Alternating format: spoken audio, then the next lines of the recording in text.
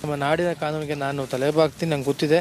ಆದರೆ ನಾನು ಕೇಳೋದಿಷ್ಟೇ, ಇವತ್ತು ಇದೊಂದು ಷಡ್ಯಂತ್ರ ಮಾಡಿದ್ದಾರೆ. ಈ ಷಡ್ಯಂತ್ರಕ್ಕೆ ಅವ್ರ ಕಾಲನೇ ಉತ್ತರ ಕೊಡುತ್ತೆ ಅಂತ ಹೇಳಕ್ಕೆ. ರೇವಣ್ಣ ಫ್ಯಾಮಿಲಿಯಲ್ಲಿ ಕಾಮಕಾಂಡ ಬಿರುಗಾಳಿ. ಸೂರಜ್ ರೇವಣ್ಣಗೆ ವೈದ್ಯಕೀಯ ಪರೀಕ್ಷೆ ಮುಕ್ತಾಯ. ಕೆಲವೇ ಕ್ಷಣಗಳಲ್ಲಿ ಜಡ್ಜ್ ಮುಂದೆ ಹಾಜರು.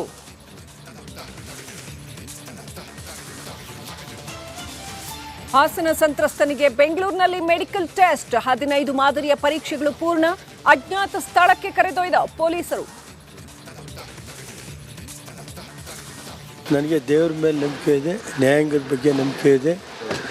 ಈ ಷಡ್ಯಂತ್ರಕ್ಕೆಲ್ಲ ಎದುರನು ನಾನೇನು ಎದುರೋಗಲ್ಲ. ಗೊತ್ತಿದೆ ಏನು ಅದು ಕಾಲವೇ ನಿರ್ಧರಿಸುತ್ತೆ.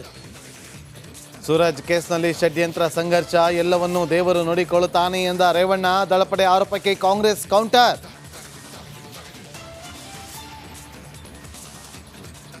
ಯಾವ ಅಭ್ಯರ್ಥಿ ನಿಧಾನಕ್ಕೆ ಮಾಡಿ ನನಗೇನು ಆ ಥರ ಇಲ್ಲ. ಹಿಡ್ಕೊಂಡಿದ್ದಾರೆ, ಹೋಗಿ ತಪ್ಪೇನಿದೆ. ಅವರೊಬ್ಬರು ಮಂತ್ರಿಗಳಿದ್ದಾರೆ, ಉಪಮುಖ್ಯಮಂತ್ರಿಗಳು ಬೇರೆ, ಡಿಫ್ಯಾಕ್ಟ್ ಚೀಫ್ ಮಿನಿಸ್ಟ್ರು ಬೇರೆ. ಅವ್ರನ್ನ ಹೋಗಬೇಡಿ ಅಂತ ಹೇಳೋಕ್ಕಾಗತ್ತಾ? ಅಟ್ಲೀಸ್ಟ್ ಚನ್ನಪಟ್ಟಣದ ಕಡೆ ಈಗಲಾದರೂ ಗಮನ ಹರಿಸಿರೋದು. ಚನ್ನಪಟ್ಟಣದ ಪಟ್ಟಕ್ಕಾಗಿ ಒಕ್ಕಲಿಗ ನಾಯಕರ ಫೈಟ್. ಡಿಕೆಶಿ ಟೆಂಪಲ್ ರನ್ಗೆ HDK ಕಿಡಿ. ನಾವೇನು ಬೆದರಿಲ್ಲ ಅಂತ ಟೀಕೆ. MLC ಸೂರಜ್ ರೇವಣ್ಣ ಅರೆಸ್ಟ್ ಆಗಿದೆ. ಅವರ ಮೇಲೆ ಕೇಳಿ ಬಂದಂಥ ಆರೋಪದ ಹಿನ್ನೆಲೆಯಲ್ಲಿ ಮೆಡಿಕಲ್ ಚೆಕಪ್ ಅನ್ನು ಕೂಡ ಒಳಪಡಿಸಿ ಈಗ ಕಾಮಕಾಂಡದ ಸುಳಿಯಲ್ಲಿ ಸಿಲುಕಿರುವಂಥ ಸೂರಜ್ ರೇವಣ್ಣಗೆ ಡ್ರಿಲ್ ಶುರು ಮಾಡಿದ್ದಾರೆ. ಹಾಸನದ ಸೆನ್ ಪೊಲೀಸ್ ಠಾಣೆಯಲ್ಲಿ ಪರಿಷತ್ ಸದಸ್ಯನಿಗೆ ಡ್ರಿಲ್ ನಡೀತಾ ಇದೆ. ನಿನ್ನೆ ಸಂಜೆಯಿಂದಲೂ ಕೂಡ ಸೂರಜ್ಗೆ ಪ್ರಶ್ನೆಗಳ ಸುರಿಮಳೆಗೆ ಇದ್ದಿದ್ದಾರೆ ಪೊಲೀಸರು. ಇವತ್ತು ಬೆಳಗ್ಗೆ ಸೂರಜ್ ರೇವಣ್ಣ ಅವರನ್ನ ವೈದ್ಯಕೀಯ ಪರೀಕ್ಷೆಗೆ ಒಳಪಡಿಸಿದ್ರು. ಆ ಬಳಿಕ ಈಗ ಸೆನ್ ಪೊಲೀಸ್ ಠಾಣೆಗೆ ವಾಪಸ್ ಕರೆದುಕೊಂಡು ಬಂದಿದ್ದಾರೆ. ಇನ್ನೇನು ಕೆಲವೇ ಕ್ಷಣಗಳ ನಡಿ ಈಗ ಶುರು ಮಾಡೋಣ. ಕೇಸರಿಯಿಂದ ಮನೋಲ್ಲಾಸ ಮನಸ್ಸು ಮತ್ತೇರಿ ಕುಣಿದಾಡಿದೆ ನೋಡು, ಮನಸ್ಸು ಮತ್ತೇರಿ ಕುಣಿದಾಡಿದೆ ನೋಡು. ಕ್ಷಣ ಕ್ಷಣವೂ ಆಚರಿಸಿ ಕೇಸರಿ ಹಬ್ಬ. ವಿಮಲ್ ಬಾಯಲ್ಲಿ ಹೇಳಿ ಕೇಸರಿ.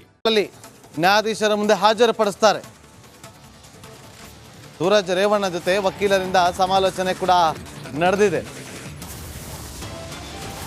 ಹಾಸನದ ಸೆನ್ ಪೊಲೀಸ್ ಠಾಣೆಯಲ್ಲಿ MLC ಸೂರಜ್ ರೇವಣ್ಣನ ನೋಡಿ ವಕೀಲರು ಮಾತಾಡ್ತಾರೆ. ನಾವು ಪೊಲೀಸ್ ಅವ್ರಿಗೆ ಹೇಳಿದ್ದಾರೆ, ಸಂಪೂರ್ಣವಾಗಿ ಅವರು ತನಿಖೆಗೆ ಸಹಕರಿಸ್ತಿದ್ದಾರೆ ಅಂತ ಹೇಳಿದ್ದಾರೆ.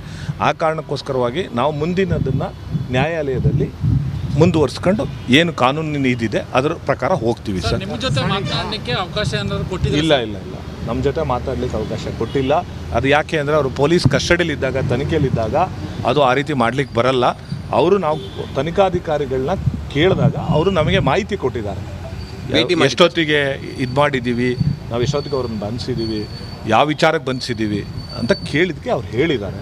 ಅವ್ರು ಪೊಲೀಸ್ ತನಿಖೆಯಲ್ಲಿದ್ದಾರೆ. ಅವ್ರನ್ನ ಇವತ್ತು ಸಂಜೆ ಅಲ್ಲಿ ಇದರಲ್ಲಿ ಬೆಂಗಳೂರಿನಲ್ಲಿ ಅವ್ರನ್ನ ಸ್ಪೆಷಲ್ ಕೋರ್ಟಲ್ಲಿ ಅಡ್ಯೂಸ್ ಮಾಡೋದ್ರಿಂದ ಅಲ್ಲಿ ನಾವು ಅವ್ರನ್ನ ಹೋಗಿ ಭೇಟಿ ಮಾಡಿ ಬೆಂಗಳೂರಲ್ಲಿ